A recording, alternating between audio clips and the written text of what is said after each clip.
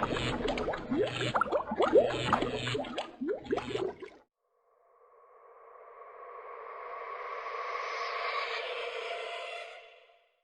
guys, Freaky Finance here. Last week we did TKO, and this week we're going to look at Chapters. This is a Canadian play, so we're taking it back to Canada. So most people don't know the history. It's kind of interesting. It actually goes back quite a ways. Most people, at least in the UK, would know W.H. Smith. Anyway, they became Smith Books. Smith Books and Coles merged to form Chapters. Indigo Books is formed. 2001, Chapters and Indigo finally merge, become the largest bookstore in Canada. What else should we say here? Oh yeah, and in 2000, this company will be important for today's video. It has a controlling interest in Chapters, Trilogy Retail Enterprises, and basically what I'm trying to show here is that the book industry has pretty much been consolidating, especially in the rise of Amazon. We've seen a lot of mom and pop bookstores basically go out of business, and part of the reason that is the lease cost is so high relative to what these companies can generate, and that's a problem that Chapters is also having to deal with, and we'll go into that as well. Personally, I'm a pretty big fan of Chapters. I like going in and reading, and they even have Starbucks where I can just sit there and read a book. They do have a thing here called Heather's Picks, so that's like that's the CEO, Heather, and stuff like that. Anyway, I'm a big fan of books, so obviously I like Chapters, and there's not a lot other bookstores in Canada. It's pretty much the one left standing. They do have quite a lot of stores in Canada. You can see on a map that it's very much density based, so whenever there's a large number of people living in a certain density, chances are you'll have an Indigo or Chapters in Canada. And these are generally pretty big bookstores, again, because books are heavy and you have to store them, and there's so many different ones, there's so many different SKUs. It's not an easy business model to actually have inventory on hand for. So one of the things Chapters did is start going to general merch, and we'll talk about that as well in a second. In terms of the latest MDA, or this might have been the 10K, the latest MDA for the 10K, you can see that they offer a curated assortment of books, gifts, home, wellness, fashion, paper, baby, kids products, so not just books anymore. Retail network has 87 superstores under the Indigo and Chapters name, as well as 84 small format stores. Now the big revenue generators are the superstores. We'll go into that. They actually do hire quite a bit of people, 5,000 full-time and part-time and casual. Before we jump into it, I should show that I do own this one. This one's a different play than the other one. It's not fundamentally driven in so much as that basically they have a privatization offer at $225, and I just think getting in under about $2 is kind of where I'm looking at, is allowing a decent rate of return on something that I think is likely to happen, and we're going to go into why. Ultimately, the risk here is that the privatization deal falls through or it's not allowed, and then you're left on the company's fundamentals, which are not terrible at this current point, but it's hard to see a place in the long run for this company. And that's what the market's been pricing in over the last 5 years. We've pretty much seen this share price go from $20 to $2, right? So I'm down 90%, for a reason. One of the things that's interesting about Chapters is the seasonality. So pretty much, this is a pretty good indication. You can see Chapters loses money Q1, loses money in Q4. Pretty much the only time it makes real money is in Q3, Christmas time. You can see that here and here. So basically, Christmas time is the time it can ring the register. It's the time it can cover its cost because of gifting, because more people are buying books, stuff like that. And pretty much throughout the rest of the year, they lose money or make very little money. And a part of that is, again, my opinion, the upkeep costs. So either keeping people, labor, or the lease cost. And the biggest challenge to this business model in my mind is those lease costs on those big stores. Here you can see the revenue breakdown. So in terms of revenue, it hasn't been bad. Like other retailers have seen more pressure, I think, on the top line. They've actually held up okay. It's more on the cost side. So you can see 900 million, a billion. So doing $1 billion revenue, it's not nothing, that's for sure. And you can see it's being carried by the superstores. Now we have seen the online performance suffer. This company also got hacked, which also didn't help the business. And here you can kind of see the split out between print, so that's your books, your magazines, your newspapers, and e-readers. And then you have your general merch, which is your lifestyle, your papers, your toys, electronics, all the gift stuff that you kind of see near the front when you go into a store. In terms of, this is the year over year for last year. And you can see the cost of operations increased 24.8% of sales versus 23. So yeah, margin compression. Here they flag part of that's because they actually benefited in 2022 because of SUs and SIRS and occupancy expense abatement. Again, occupancy is a big expense for these guys. Here you can see SGA actually go up, increased 10%. Sorry, increased 10.1 versus 9.8 the year before. They said they had to spend more on additional marketing initiatives after a softer marketing program the prior year. And then you have the stranglehold, which is the leases, and here you can see leases increased by 6.4 million, 67 million for the 52 weeks, compared to 60.6 million the year before, basically 10% more. They do get a decent amount of their merch overseas, though they don't break out any specific country. Then when I go to more their sourcing side, they do have like an ethical sourcing here. Part of the thing is Chapters and Indigo has really tried to be on the moral high ground of things. Whether that's true or not, can't tell from the 10K. And I didn't check for today's purpose. It's not like this is more of an acquisition play. In terms of the latest year end, you can see that in 2022, the company was just barely able to scrape by. And then in 2023, you can see $25 million in losses on top of 24 million interest expense. One of the things that's kind of interesting, we're going to go into why would I own a company where it's more, this is not long term, it's more just plain, but I think is something that's probably mispriced, but it's always hard for me to tell these things, right? Especially when most of what I do is fundamentally driven. This one, you're kind of, it's more of a probability of odds. But anyway, here's Trilogy again, giving the company, and you're going to notice this guy's name, who is the husband of the CEO, Heather, who also owns 60% of the company, is also the revolver owner through Trilogy. And you can see that they're basically giving relatively cheap credit. You're talking prime plus 1 here on this as of June 27th, 2023, for a company that would probably be in the free market borrowing something at prime plus 8, right? Or I don't know, maybe prime plus 5. I have no clue. I can't tell that till it actually happens. But anyway, I just think they're getting a relatively cheap access to capital because the husband's trying to help the business, or was. And there was a series of things that happened. So Heather tried to step back in 23, and they elected a new CEO named Peter Russ in August. And this is when something interesting happened. So this is a June 7th, 2023 headline. And this Andrea Lombardi was given a Chief Customer Digital Officer.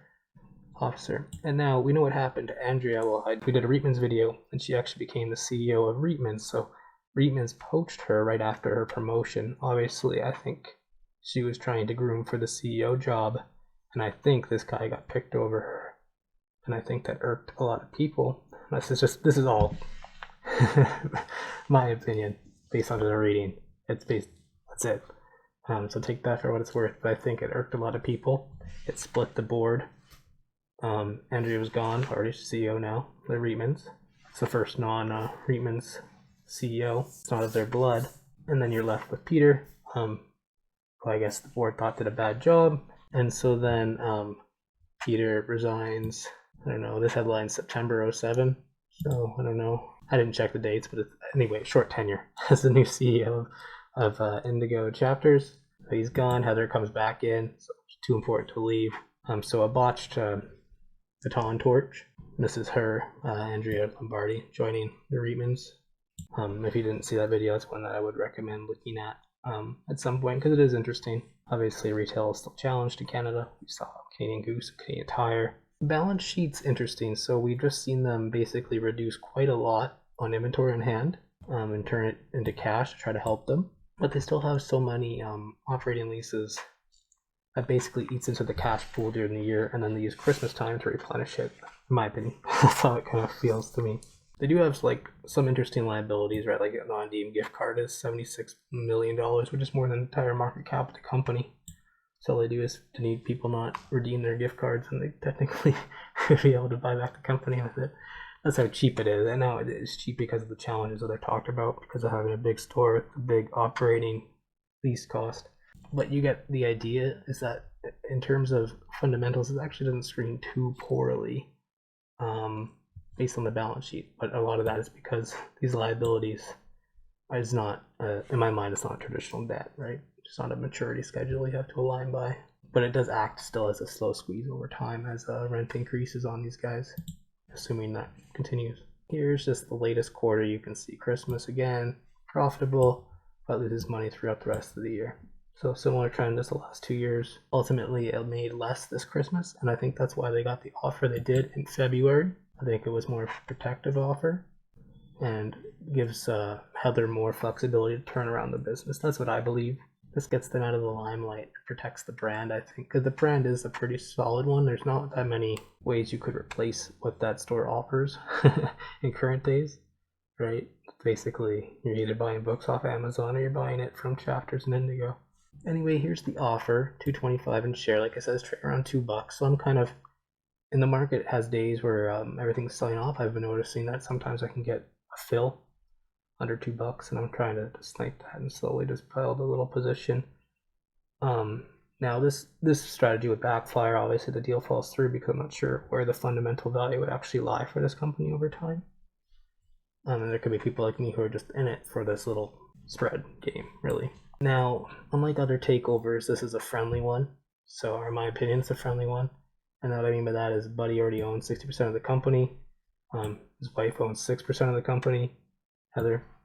So together they already own 66% of the company. They're also the primary creditor for the company in terms of revolver, right? So they have, and he's also on the board. So it's obviously, they must have talked about this ahead of time, or at the very least, the intentions aren't exactly, it's not a hostile takeover. So I'm trying to say, in my mind, it's very friendly. I don't know that, not like I'm there with them, talking to them and seeing how they're negotiating, but I'm sure there's limited pushback. And while the price is cheap, in my opinion, at the same time, the problems are severe, right? There's a reason why the stock's gone from 20 to 2. It's not exactly shooting out the lights. Here's them again. So the revolver, now it's prime plus 2.5. But again, what I think is relatively cheap access to capital for these guys to try to help them out. Here's him. So Harold scores 82, 60% of the company. Heather, 4% of the company, so around 64, 65%. Anyway, this is Gerald Swartz. Actually owned Onyx for a bit. So it was similar to the Brookfield play. And anyway, it's from KKR. He's a lot of money. And I think this is just an easy way for them to protect the brand of Chapters while going private. So they can make some more changes that won't be under the public scrutiny that probably need to happen. The hard choices that probably need to happen for this company, right? That's what I think. I don't know that. I'm not sure exactly what they're thinking. I mean, it is private equity, so they could just take it, try to spin it, make it better and spin it. That's generally what private equity does. Anyway, here's the share price. It's collapsing. Collapsed since COVID, bounced a bit. It's pretty much been dead ever since. It is all cash. I should have said that. 225. Intend to cause the common shares to cease to be listed, so you're just going to get your 225 and that's it. So anyway, it's an interesting play. The spread's not huge, which makes me question, or makes me less nervous because it could be I'm missing something. But at the same time, it's friendly, and I've been trying to go back and forth to seeing the odds of this. I mean, how do we assign friendly? I was going through old ratings from school times, and this one was pretty interesting. Randall Mork. But anyway, you can see that the friendly target's much more likely to be run by a family member right there. That's why I'm kind of like, yeah, it's defined as a friendly target. I mean, you already own so much of the company. You're on the board. Your wife's the CEO. You're the primary creditor. And so anyway, I asked ChatGPT what the odds are, and they say friendly takeovers succeed at a rate of 70 to 90%. Usually there's a negotiation that leads to mutual agreement. Both parties agree on terms. So we'll have to see. And this is the rebuttal from a company or a securities company that does research and is pushing back, trying to get a higher price. Their point is basically it's too cheap, which I think I agree with. But at the same time, they are paying a 50% more than what the market was willing to pay for them at the time. So, and because it's friendly, it still probably might, in my mind, is probably going to go through, right? We don't know that.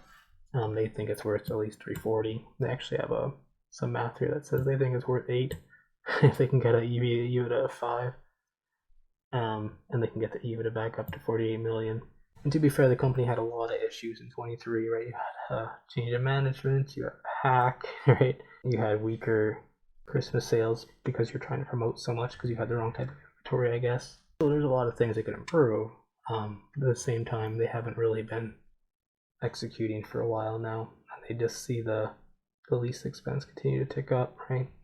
And you have all the other stuff, like you have minimum wages going up, stuff like that. That's not exactly conducive to a company that's trying to hold its own against Amazon. So it's definitely interesting. And then at the same time, it's always hard when you're a bookstore because you're trying to keep as much inventory as you can for certain things, but every book has really its own SKU, right? So it's very hard for a physical economy to deal with that against a digital competitor that almost has just-in-time shipping. Anyway, that's just my thoughts. It's definitely a fun one. I do get this company's point. It is a cheap bid, and it's kind of very opportunistic. At the same time, that's what private equity does, and I think it's just coming in, take it private, clean it up, and probably respin it out. I'm assuming they can do the changes that they need to do to make the business more sustainable, aka make it so that they're not only making money for 3 months of the year. But yeah, I'd like to know your thoughts on Indigo. It's kind of like in my mind, it's very Canadian store, Chapters in Indigo. And it's always nice to go into that store, actually. So I'm kind of disappointed if it doesn't make the turn. But yeah, have a great rest of your weekend.